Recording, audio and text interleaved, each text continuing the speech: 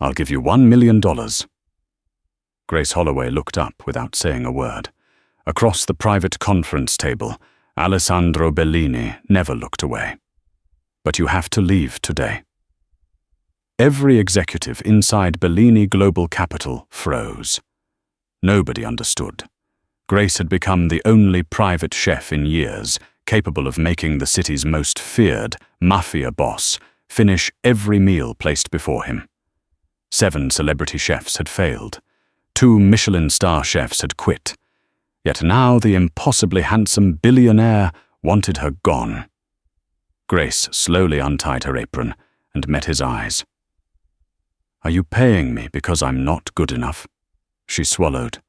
"Or because you're afraid I'll leave first?" For the first time that morning, Alessandro Bellini had no answer.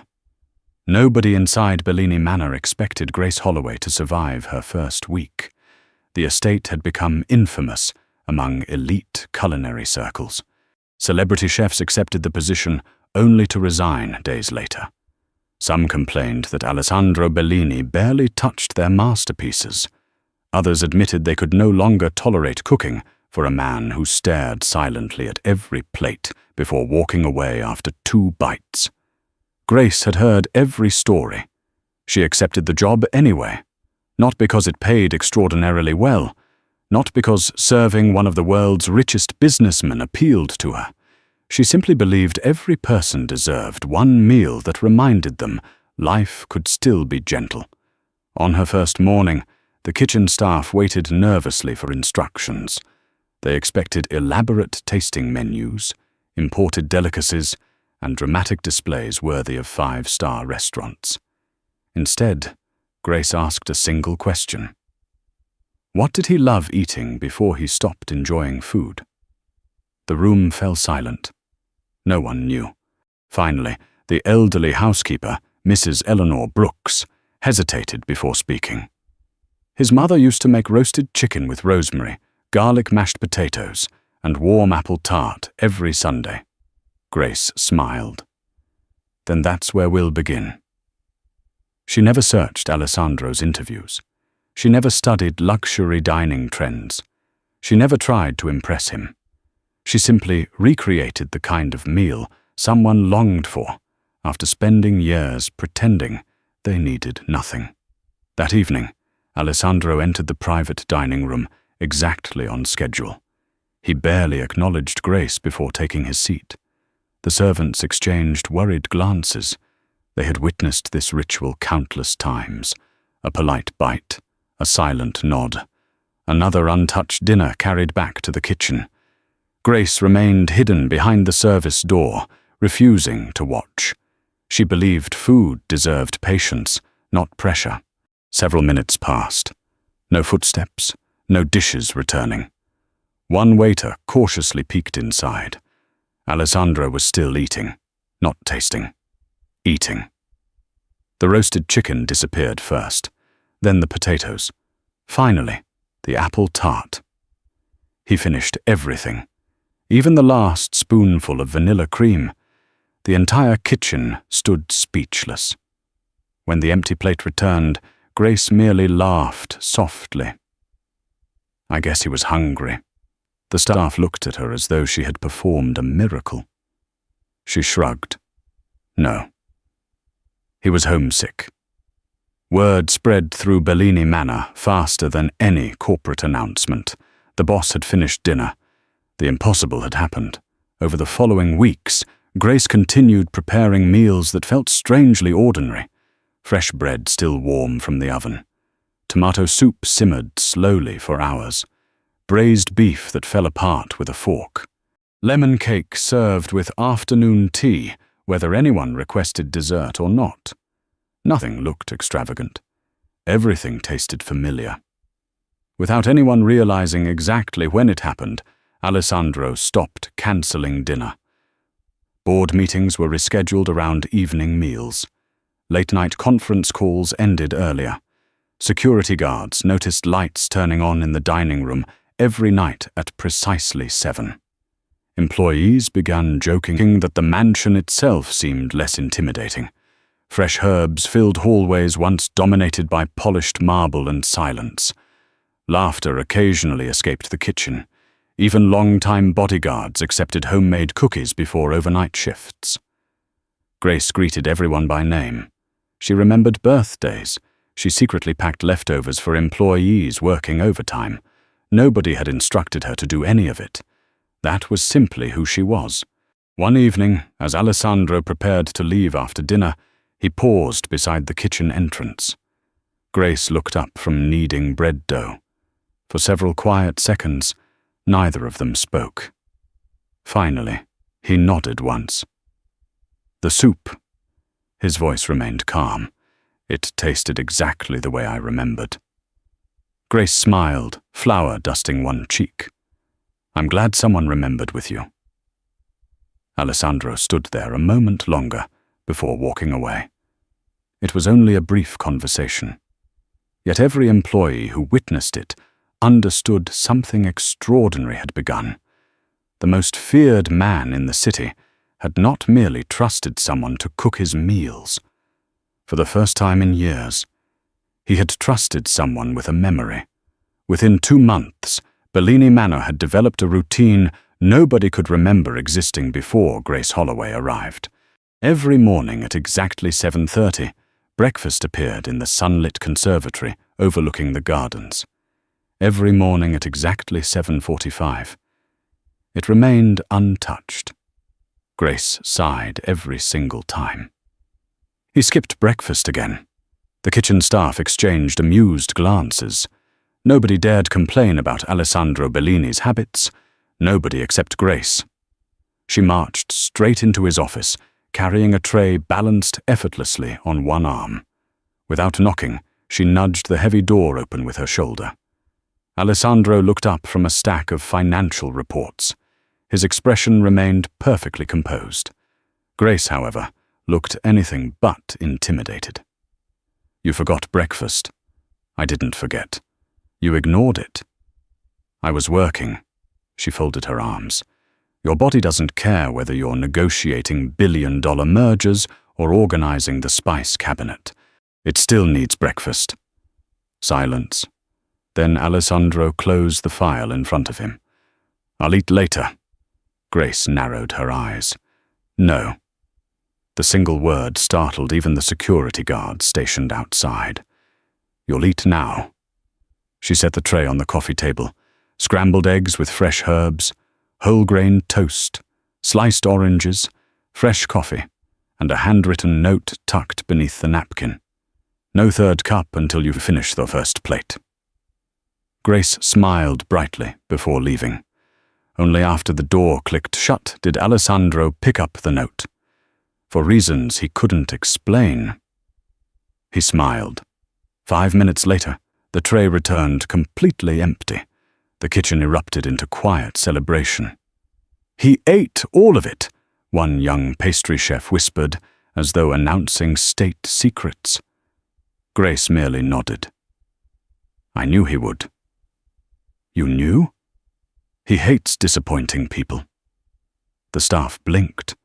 They had worked for Alessandro for years. None of them had ever described him that way.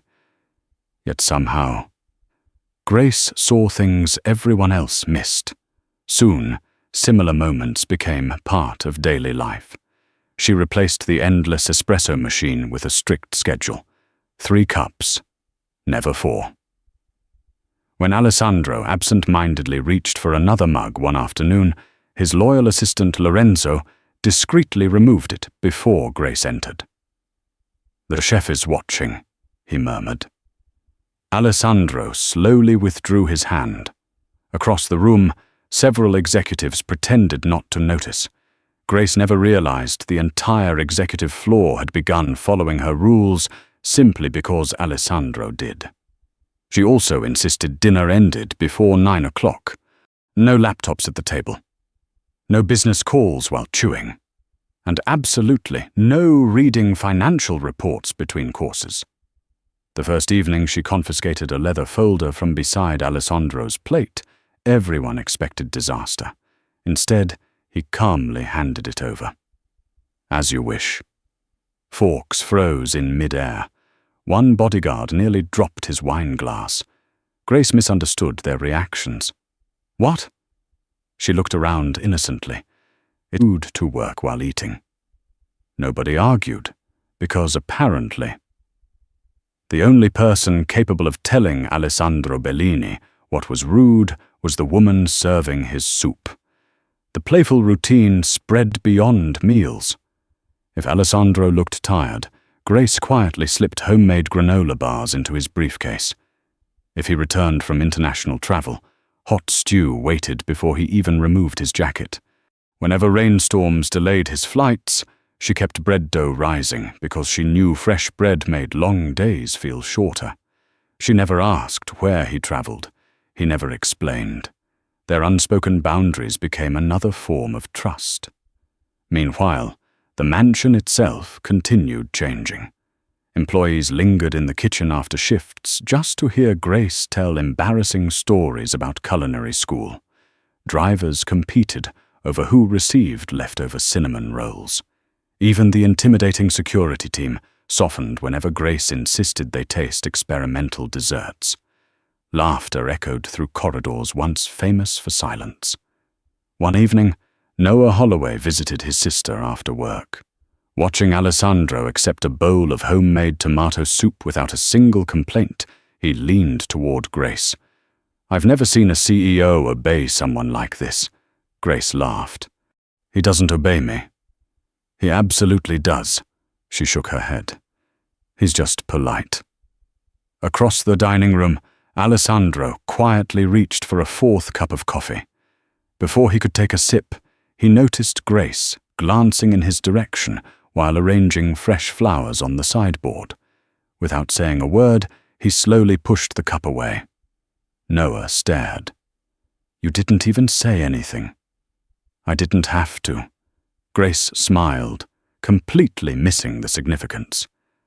"I think he's finally learning healthy habits." Alessandro caught the reflection of her smile in the dining room window. For the first time in years, discipline no longer felt like another burden. Somehow, it felt like someone had decided he was worth taking care of, and that frightened him far more than any enemy ever had. By early autumn, Grace Holloway had become something she had never imagined. Not a celebrity, not a famous chef, simply respected. Within Bellini Manor, respect meant more than compliments. It meant the gardeners saved the ripest tomatoes for her kitchen. The drivers volunteered to pick up specialty ingredients before dawn. The security team quietly defended her whenever visiting guests questioned why the world's wealthiest CEO employed someone who looked more like a neighborhood baker than a luxury chef. Grace noticed none of it. She was too busy planning dinners. One quiet Tuesday afternoon, however, her ordinary routine changed forever. Noah arrived carrying a cream-colored envelope, sealed with a gold emblem. "I think you should sit down," Grace laughed. "You only sound this dramatic when the restaurant health inspector visits." "I'm serious." She wiped flour from her hands before opening the envelope. The words blurred for a moment. The Grande Étoile International Hotel, one of the most prestigious luxury hotels in the world. They were launching a flagship culinary program. They wanted Grace Holloway as their new executive head chef, triple her current salary, complete creative control, an international media campaign introducing her as the face of modern luxury dining.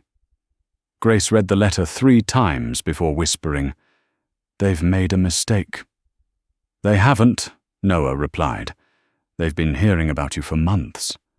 She stared at him. Hearing what? That a private chef nobody had ever heard of accomplished something 7 celebrity chefs couldn't. Grace lowered her eyes. "I only cook dinner." "No." He smiled gently. "You gave someone his appetite back." Those words stayed with her long after Noah left. That evening, Alessandro immediately sensed something was different. Grace still greeted everyone warmly, She still prepared dinner with her usual care, yet her smile carried the distracted weight of someone standing before a crossroads. Halfway through dinner, he noticed an elegant envelope resting beside her recipe notebook. He recognized the embossed crest instantly. The Grande Étoile. His knife paused. Lorenzo, seated several chairs away during the business discussion following dinner, noticed the almost invisible change in his employer's expression. Alessandro finished the meal. He listened to financial reports. He approved 2 international acquisitions. Yet one thought kept returning. Why would the Grande Étoile contact Grace? Later that night, he quietly asked Lorenzo, "What do you know about their new culinary division?" Lorenzo looked surprised. "They're recruiting internationally." "I know that. They're searching for a signature chef, someone authentic instead of another television celebrity." Silence. Then Lorenzo added carefully, "Grace fits that description." Alessandro gave no response. He simply dismissed everyone earlier than usual. The next morning, he entered the kitchen before sunrise. Grace nearly dropped a wooden spoon. "You're awake before breakfast?" "I couldn't sleep," she frowned. "That's not an answer." He almost smiled. "I'm trying." Without thinking, she poured him a cup of herbal tea instead of coffee. He accepted it without complaint. Only after he left did Grace realize how unusual the exchange had been. Meanwhile, whispers spread quietly throughout Bellini Manor. The hotel offered her the job. They'll triple her salary. She'd be crazy to refuse. Every employee celebrated for Grace. Every employee, except one. Alessandro found himself wandering through the mansion for reasons he refused to examine. The library felt quieter. The dining room seemed strangely temporary. He caught himself wondering who would bake fresh bread on rainy afternoons, who would argue about his coffee, who would remember Mrs. Brooks preferred extra cinnamon in her tea. None of those thoughts made sense. Grace was an employee, nothing more. One evening, he entered the kitchen unexpectedly and found her testing 3 different soup recipes. She offered him a spoon. "Tell me which one feels happiest." He blinked. "Happiest? People think chefs chase perfect flavors." She smiled. "I chase feelings." He sampled each bowl. The first tasted refined. The second was rich. The third reminded him of quiet Sundays from another lifetime. He pointed to the final bowl. "That one?" "I knew you would." She beamed. "I made it for people who finally believe tomorrow might be better." For several seconds, Alessandro forgot every meeting waiting upstairs. Forgot every criminal empire depending on his decisions. Forgot every wall he had spent years building around himself. When Grace looked at him, she never saw a billionaire, never saw a Mafia boss. She simply saw a man who deserved dinner. That realization unsettled him more than any business rival ever could. Because for the first time in years, the possibility of losing someone felt infinitely more frightening than the possibility of trusting them. And as the acceptance deadline for the Grande Étoile drew closer, Alessandro Bellini began counting not the days remaining on her contract, but the dinners he might have left. The Bellini Foundation charity banquet was the social event of the season. International investors, diplomats, luxury hotel executives, fashion icons, television personalities. Everyone wanted an invitation. Grace wanted none of it. She spent the afternoon in the ballroom kitchen, sleeves rolled up, checking every sauce, tasting every garnish, and reminding her team that beautiful food meant nothing if it arrived cold. As always, she focused on the guests rather than the applause. Tonight's menu was her most ambitious creation yet. Comfort-inspired Italian classics, reimagined with elegant presentation. Handmade ravioli filled with slow braised short ribs. roasted sea bass over creamy saffron risotto, warm apple millefeuille paying quiet tribute to the dessert that had first earned Alessandro's trust. She never expected anyone outside the kitchen to know her name. Unfortunately, someone did. Bianca Romano arrived just before dinner, wearing a designer gown that drew cameras wherever she walked. A celebrated luxury lifestyle influencer, Bianca had become a familiar face at Bellini charity events.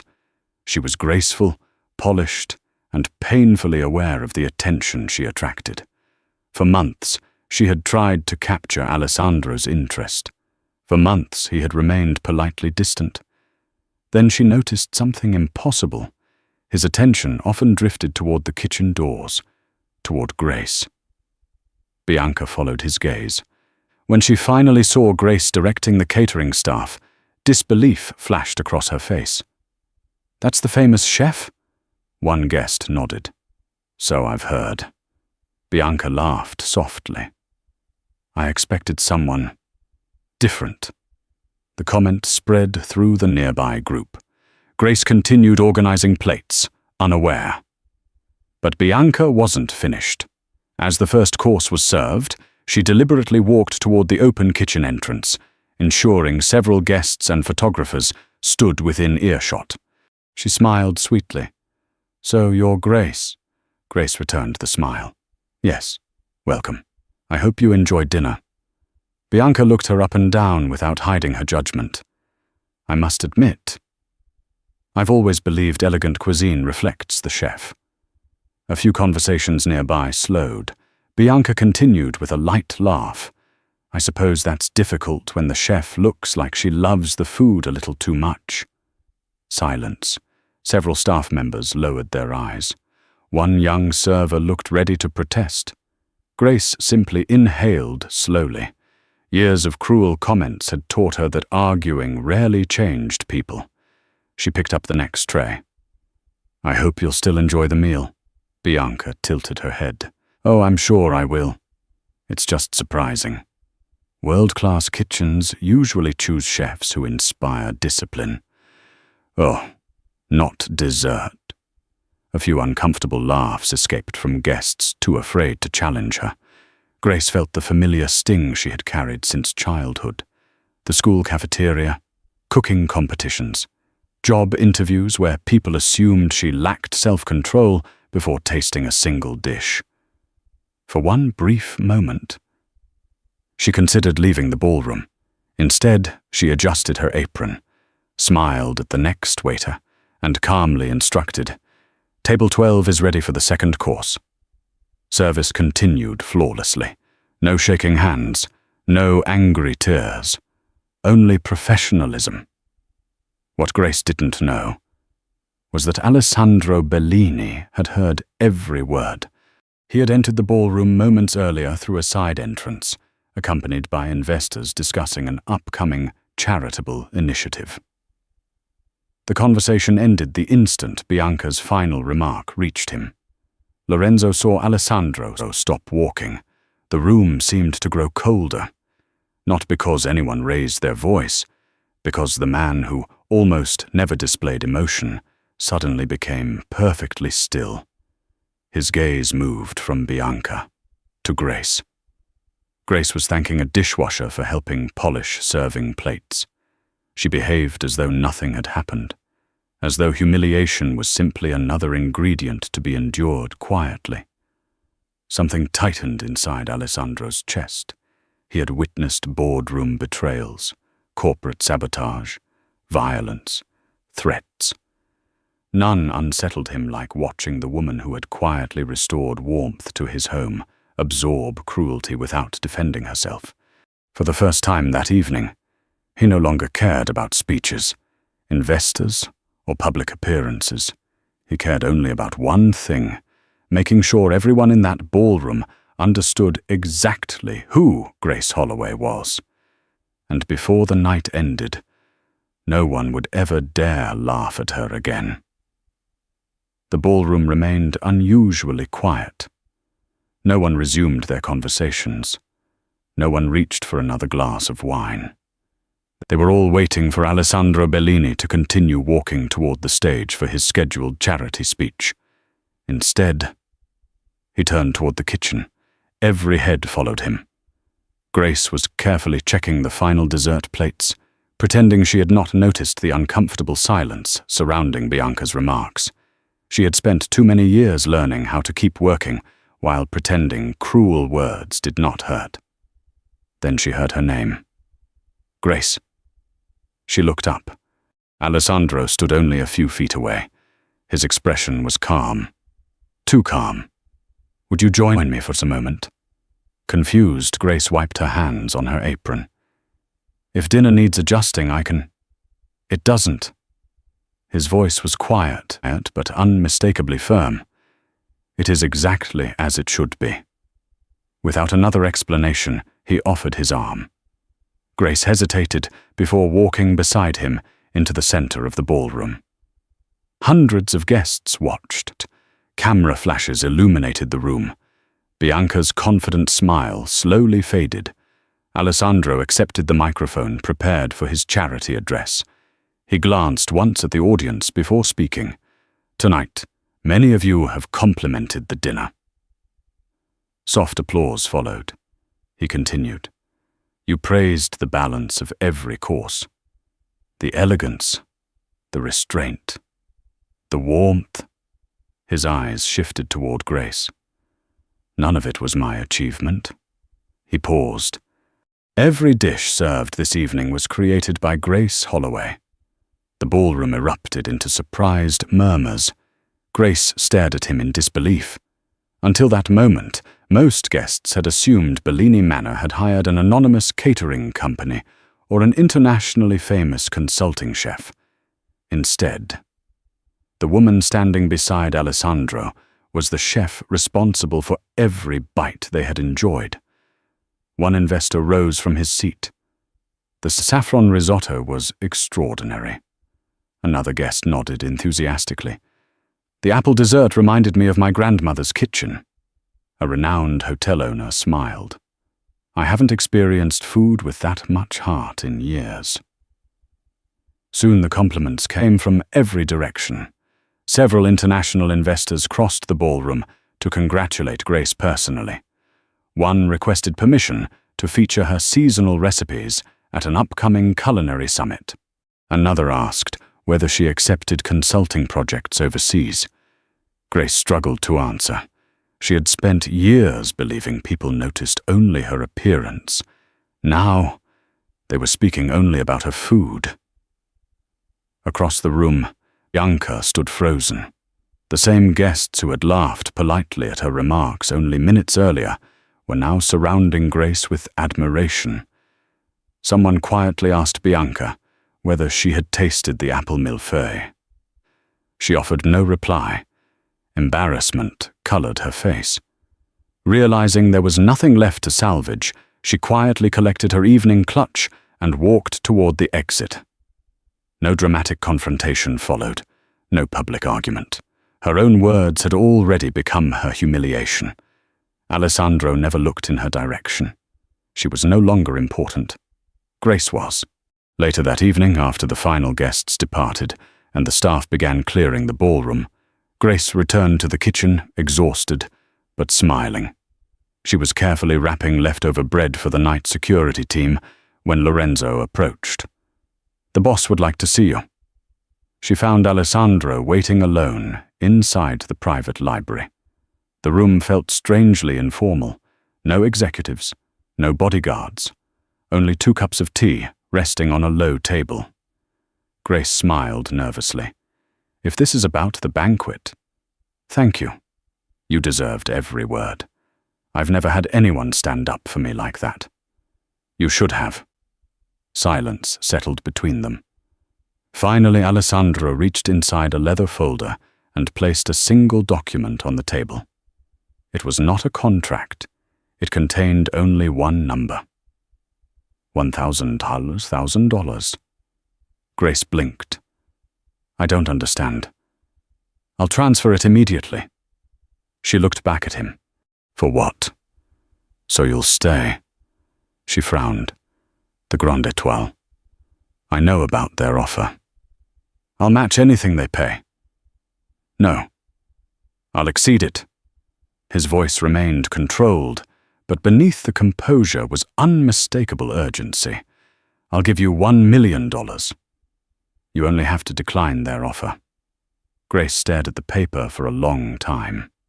The warmth she had carried all evening slowly disappeared. So, she whispered, you want me to give up my dream? No. Then why are you asking me to stay? He searched for words that had never come easily. Nothing followed. The silence lasted too long. Grace's eyes lowered to the document once more. Years of being underestimated flooded back all at once. People who believed money could solve everything. Employers who expected loyalty to be purchased. People who admired her work, but never truly saw her. A sad smile touched her lips. I understand now. Alessandro looked up immediately. No, Grace. She folded the paper and placed it gently back on the table. You think I'm easier to replace with money than with honesty. His heartbeat seemed to stop, because that was the exact opposite of the truth. But before he could find the courage to explain. Grace quietly removed her apron, placed it beside the untouched offer, and walked out of the library without looking back. For the first time since she had entered Bellini Manor, dinner would be served the next evening, without the person who had taught the house how to feel like a home. Grace's resignation reached Bellini Manor before sunrise. There were no dramatic speeches, no accusations, only a handwritten envelope resting on Lorenzo's desk. Inside was a short note. Thank you for trusting my cooking. I'll always be grateful for the home your staff gave me. Please tell Mr. Bellini I wish him good health. And please remind him, breakfast still matters. Grace Lorenzo read it twice before quietly placing it on Alessandro's desk. When Alessandro arrived, he immediately noticed the familiar handwriting. He finished reading without changing his expression. Only after several long seconds did he ask, has she already left? An hour ago. Did she say anything else? Lorenzo hesitated. No. That single word echoed through the enormous office long after the conversation ended. The mansion changed almost overnight. Breakfast returned untouched. Fresh bread no longer filled the hallways. The kitchen remained perfectly organized, yet strangely silent. Professional chefs prepared flawless meals. Alessandro barely tasted them. One evening, Mrs. Brooks gently replaced an untouched bowl of soup with another recipe. It was Grace's. He lifted the spoon. One bite. Then he quietly placed it back down. It isn't hers. No. Mrs. Brooks smiled sadly. Because recipes were never what you missed. After she left, Alessandro remained alone in the dining room for the first time in years. The silence felt unbearable. Meanwhile, Grace accepted the position at the Grand Étoile. The hotel's announcement spread quickly through international culinary media, interviews, magazine covers, television appearances. Everyone celebrated the inspiring story of an overlooked chef finally receiving the recognition she deserved. Everyone except Grace. She loved the kitchen. She loved creating new menus. She loved mentoring young cooks. Yet every evening, just before service began, she instinctively prepared one extra bowl of soup. Only after setting it aside did she remember there was no one waiting for dinner anymore. One weekend, Noah visited after closing his restaurant. You should be happier. Grace forced a smile. I am. No. He poured them both tea. You're successful. But you're lonely. She looked away. I made the right decision. I know. Then why doesn't it feel like winning? Noah considered his words carefully. Because sometimes Choosing your dream still costs you someone. Grace whispered. He offered me money to stay. He did. So that means I mattered only as an employee. Noah frowned. Did he actually say that? She opened her mouth, then stopped. No. He never had. At Bellini Manor, Lorenzo finally decided to speak honestly. He entered Alessandro's office carrying the $1 million proposal still resting inside its untouched folder. You should throw this away. Alessandro looked up. I intended to protect her. You frightened her. Silence. Lorenzo continued. You negotiate every problem in your life. Companies, governments, criminal alliances. You've spent decades believing everything has a price. His voice softened. But Grace was never asking for money. Alessandro lowered his eyes toward the unsigned document. What was she asking for? Lorenzo answered without hesitation. To know why she mattered. Those words struck harder than any threat Alessandro had ever faced. His thoughts drifted backward through the past months. Grace reminding him to eat breakfast, fresh bread waiting after long flights, homemade soup on difficult evenings, the way she smiled at every employee, from executives to gardeners, as though every person deserved kindness. She had never tried to impress him. She had simply cared, and he had responded with a financial offer, not because he doubted her value, because fear had spoken before honesty. For the first time in years, Alessandro admitted something to himself he had refused to name. He wasn't afraid of losing an extraordinary chef. He was afraid of losing the woman who had quietly become the safest part of his life. The woman who had transformed a mansion into a home.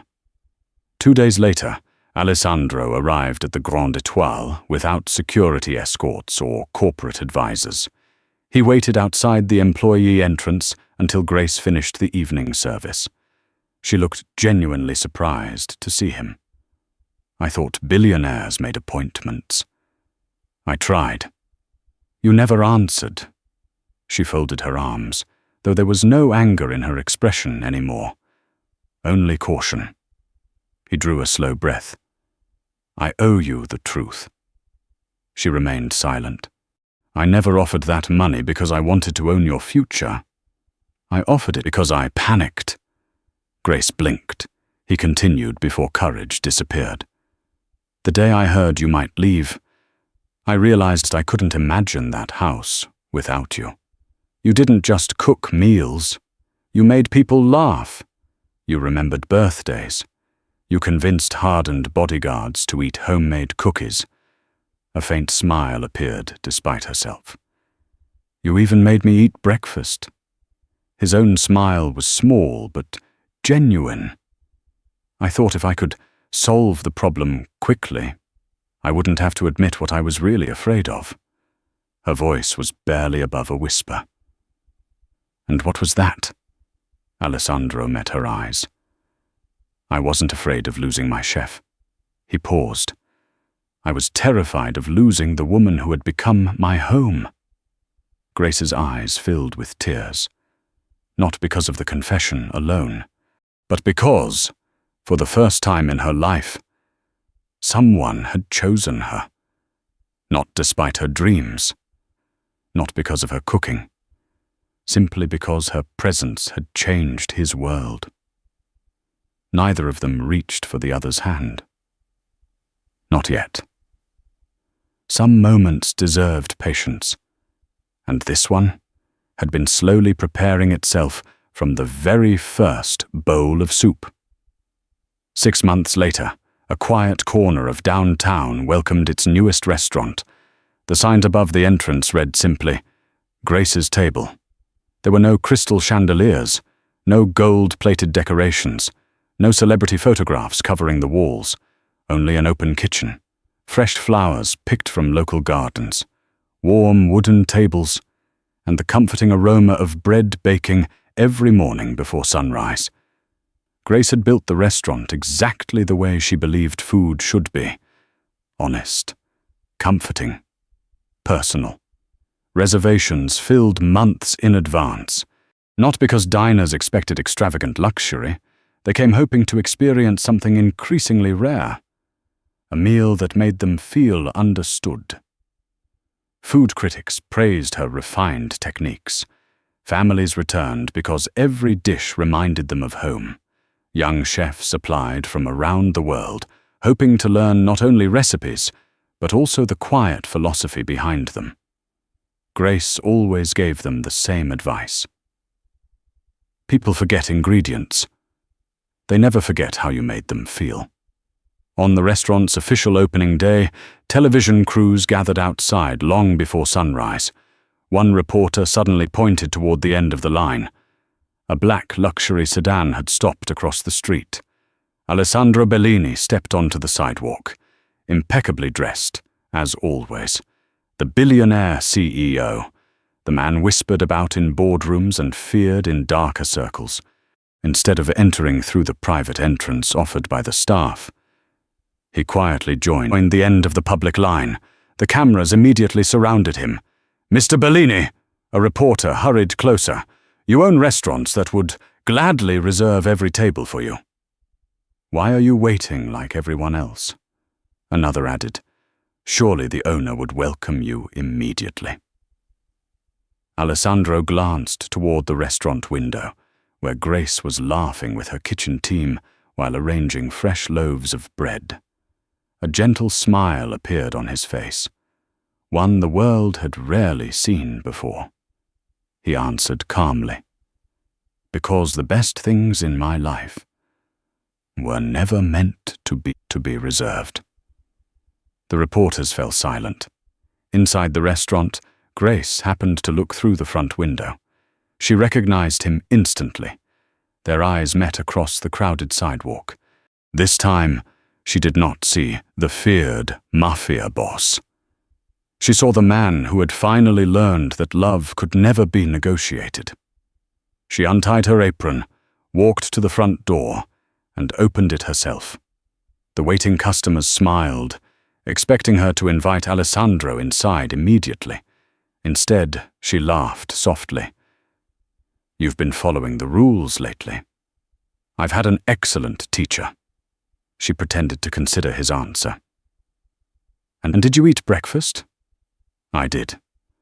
"And only 3 cups of coffee?" He nodded obediently. "Exactly 3. The customers around them chuckled. Grace stepped aside and finally held the door open. "Then I suppose you've earned a table." Alessandro shook his head with a smile. "I'd rather earn the chance to keep coming back." A faint blush warmed Grace's cheeks. "That," she said, "depends on whether you're willing to wait in line every time." "I will. Even if the line reaches the next block? I'll still wait." She looked at him for a long moment before offering the answer he had once hoped for, but never dared expect. "Then come in. Not as my employer. Not as the man everyone fears." She smiled the same quiet smile that had first transformed a silent mansion into a home.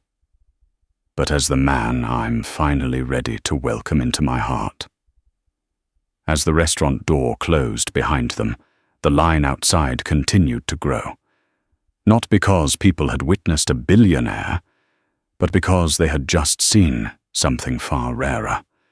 2 people who discovered that the richest life is built one shared meal and one honest heart at a time.